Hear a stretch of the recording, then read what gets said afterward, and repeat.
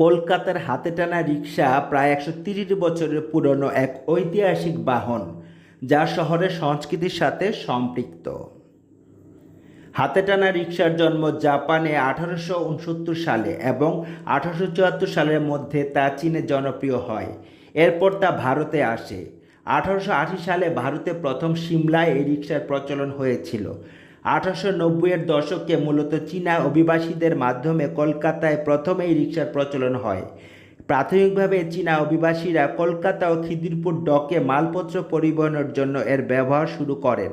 হাতে টানা রিকশা 1900 সালের দিকে মূলত পণ্য পরিবহনের জন্য চালু হলেও পরবর্তীতে 1914 সালে যাত্রী পরিবহনের মাধ্যম হিসেবে স্বীকৃতি পায় কলকাতা পৌরসভার কাছ থেকে। তারপর থেকে এই বাহনটি দীর্ঘকাল ধরে কলকাতার অলিতে গলিতে যাতায়াতের অন্যতম প্রধান এবং পরিবেশ বান্ধব বাহন ছিল এবং এই বাহন এশিয়া ও আফ্রিকার লক্ষ লক্ষ মানুষের চলাচলে এক বিপ্লব আনতে সাহায্য করেছিল। এই হাতে টানা রিকশার উদ্ভাবক জোনাথন গোবল নিউ ইয়র্কের স্টোবেন কাউন্টির ওয়েন শহরে জন্মগ্রহণ করেছিলেন। কলকাতায় 2005 সাল থেকে হাতে টানা রিকশার নতুন লাইসেন্স দেওয়া বন্ধ হলেও 100 বছরের পুরনো এই পেশাটি এখনও টিকে আছে। এটি কলকাতার নস্টালজিয়া ও পুরনো ঐতিহ্য, তবে অমানবিক হওয়ায় অনেক ক্ষেত্রে লজ্জা হিসেবেও বিবেচিত হয়।